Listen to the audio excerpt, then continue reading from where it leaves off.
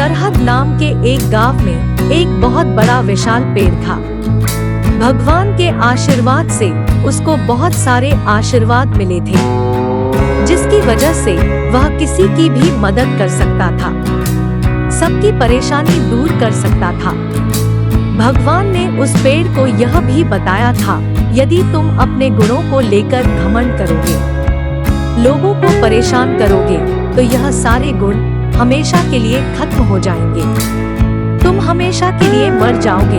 तब वह पेड़ भगवान को बोलता है, मैं अपने जीवन में कभी भी घमंड नहीं करूँगा, हमेशा सब लोगों की मदद करूँगा, किसी को भी परेशान नहीं करूँगा। इतना सुनकर भगवान प्रसन्न हो जाते हैं, आशीर्वाद देकर चले जाते हैं। ऐसे ही पेड़ धीरे धीरे बड़ा होने लगता है, उस पर फल आने लगते हैं, वह हमेशा हरा भरा ही रहता है। गांव में सूखा पड़ने के बावजूद भी वह पेड़ हमेशा ही हरा भरा रहा और फलता फूलता रहा। यह सब देखकर पेड़ को घमंड आने लगा, वह भगवान की बताई हुई सारी बातें भूल जाता है। वह सोचने लगा, मुझे तो कभी भी कुछ भी नहीं हो सकता है, मैं हमेशा जिंदा रहूंगा। उसको इस चीज का बहुत ही ज्यादा घमंड हो गया। जब भी कोई उस पेड़ के पास से निकलता तो वह उसे डरावनी आवाज निकालकर डरा देता था। ऐसे ही इस पेड़ की जिंदगी चलती रही। एक समय की बात है, गर्मी बहुत पड़ रही थी, पेड़ बहुत बड़ा था, जिसकी वजह से पेड़ के नीचे छाया बन रही थी। छाया के कारण वहां पर ठंड का अनुभव हो रहा था।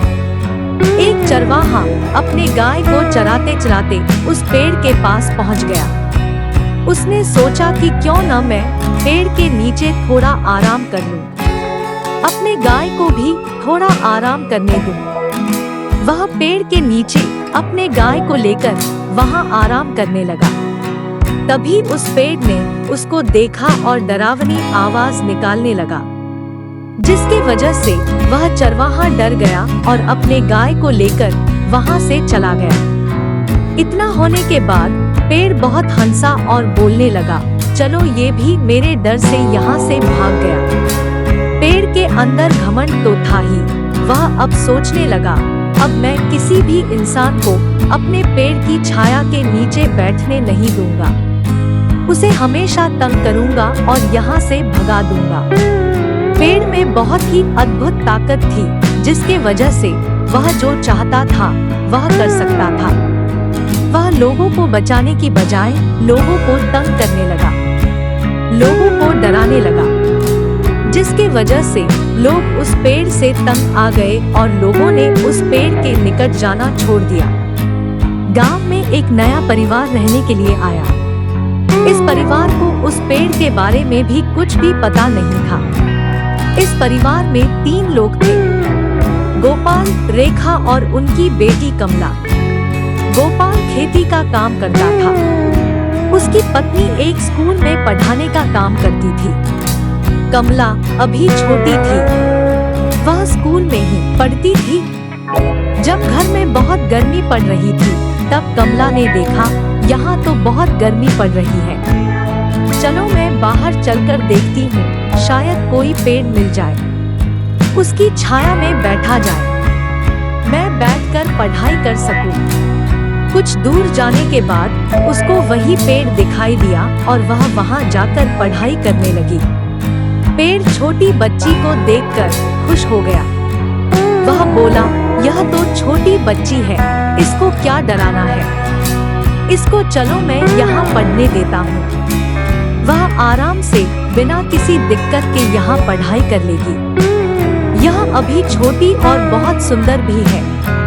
कमला ने वहाँ बैठकर पढ़ाई की और शाम को अपने घर चली गई। कमला ने अपने माता पिता को बताया, पास में ही एक पेड़ है, वह ठंडी छाया देता है। जब भी हम लोगों के घर में ज्यादा गर्मी होगी तो हम लोग वहाँ पर पेड़ की छाया में चले जाएंगे और वहाँ पर आराम कर लिया करेंगे। जब भी आप खेत में काम करके थक जाए तो उस पेड़ के नीचे चले जाइए। जिससे आपकी थकान मिट जाएगी और आपको आराम मिलेगा। उसकी बेटी ने पेड़ की खूब तारीफ की, जिसके वजह से पेड़ को बहुत अच्छा लगा। वह खुश हो गया। वह कमला के माता पिता को कभी भी तंग नहीं करता था। वह हमेशा उनको पेड़ के नीचे आराम करने के लिए देता था। गांव के सारे लोग उससे डरते थे, लेकिन गोपाल का परिवार नहीं डरता था। गांव के लोगों ने गोपाल के परिवार को बोला, इस पेड़ के नीचे मत जाना, यह आपको डराएगा और हमेशा तंग करेगा। तभी गोपाल के परिवार ने बोला, पेड़ तो बहुत अच्छा है, हमें कभी तंग नहीं करता और हम पेड़ के नीचे आराम से रह सकते हैं।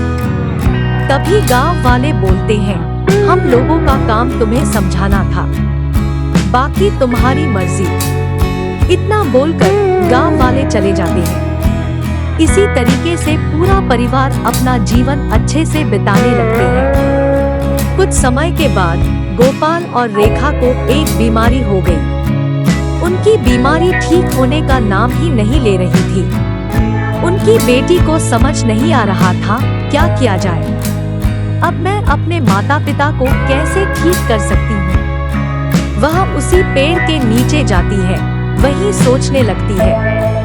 वह बहुत उदास होती है, मन में सोचती है, कैसे भी करके मुझे अपने माता पिता की तबीयत को ठीक करना है। चाहे जो हो जाए, मैं अपने माता पिता की तबीयत को ठीक करके ही रहूंगी। यह सब बात पेड़ सुन रहा था। यह सब सुनकर पेड़ भी बहुत दुखी हो गया।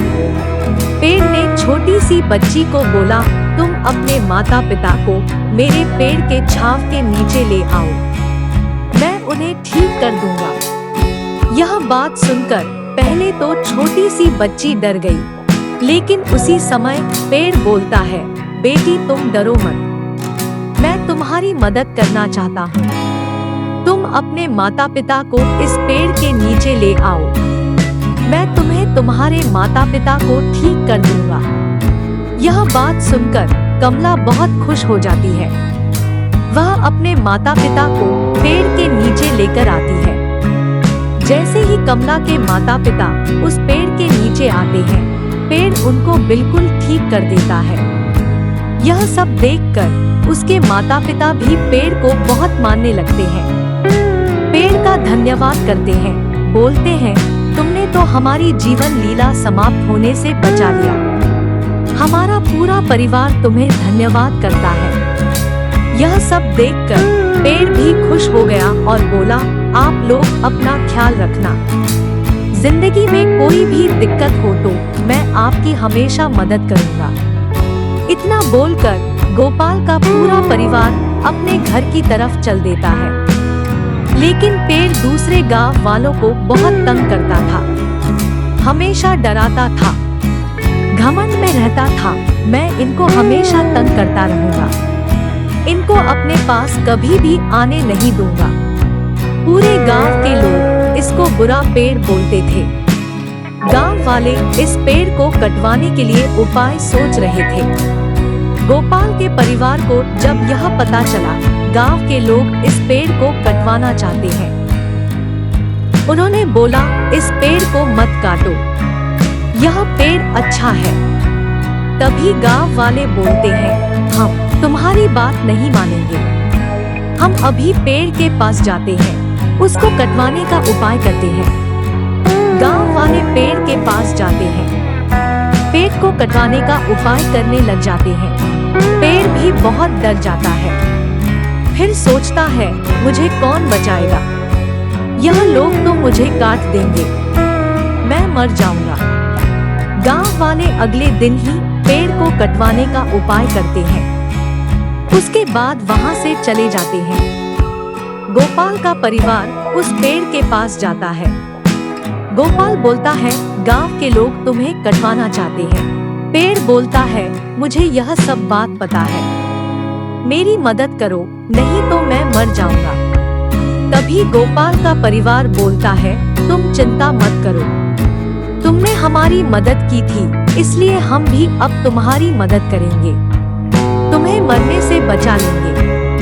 अगले दिन पूरे गांव के लोग उस पेड़ के पास आते हैं, उसको काटने का उपाय करने लगते हैं। तभी गोपाल परिवार बोलता है, इस पेड़ को मत काटो, यह पेड़ सबकी मदद करेगा और कभी भी किसी को तंग नहीं करेगा। पेड़ भी इस बात के लिए मान जाता है, सबसे माफी मांगता है, बोलता है, मैं पहले बहुत घमंड में रहता था, जिसके वजह से मैं आप लोगों को बहुत तंग करता था, परेशान करता था। अब मुझे पता चल गया है, घमंड करना बहुत बेकार होता है। घमंड का अंत हमेशा तय होता है। आज से आप सभी मेरे पेड़ की छांव में बैठ सकते हैं। मैं कभी भी किसी को तंग नहीं करूंगा। मैं गांव के सारे लोगों की परेशानियों को भी दूर कर दूंगा। इतना सुनकर गांव के सब लोगों ने उस पेड़ को माफ कर दिया। पेड़ की छाया में बैठकर बातें करने लगते हैं। पेड़ भी यह सब देखकर बहुत खुश हो गया। फिर मन ही मन सोचने लगा, मैं व्यर्थ में ही घमंड कर रहा था। घमंड आदमी को बर्बाद कर देता है। उसने गोपाल के परिवार को धन्यवाद बोला और बहुत खुश हो गया। इसी तरीके से पूरे गांव के लोग पेड़ के साथ अपना जीवन खुशी खुशी बिताने लगे। इस कहानी से हमें यह सीख मिलती है कि हमें कभी भी किसी भी चीज का घमंड नहीं करना चाहिए। यदि हमें दूसरों से अधिक शक्ति प्राप्त है या ज्यादा पैसे हैं, तो हमें दूसरों की मदद करनी चाहिए। हमेशा लोगों के चेहरे पर खुशी लाने की कोशिश करनी चाहिए। दूसरों के चेहरे पर खुशी देखकर जो खुशी मिलती है, वह पूरी दुनिया में कहीं भी नहीं मिलती है। हमें हमेशा दूसरों की मदद करनी चाहिए और खुद पर कभी घमंड नहीं करना चाहिए। हमारे पास जो भी है, सब ऊपर वाले का दिया हुआ है। यदि ऊपर वाला दे सकता है, तो ऊपर वाला छीन भी सकता है। इसलिए हमें अपने ऊपर घमंड करने का कोई अधिकार नहीं है। जैसा कि आपने इस कहानी में देखा, कैसे एक पेड़ अपने घमंड के कारण कटने ही वाला था, लेकिन एक छोटी सी बच्ची ने कटने से बचा लिया। पेड़ को अपनी गलती का भी एहसास हो गया। पेड़ ने अपनी गलती मानकर घमंड को छोड़ दिया और अपना जीवन फिर से पा लिया। इसलिए कहते हैं, अपने जीवन में कभी भी घमंड नहीं करना चाहिए।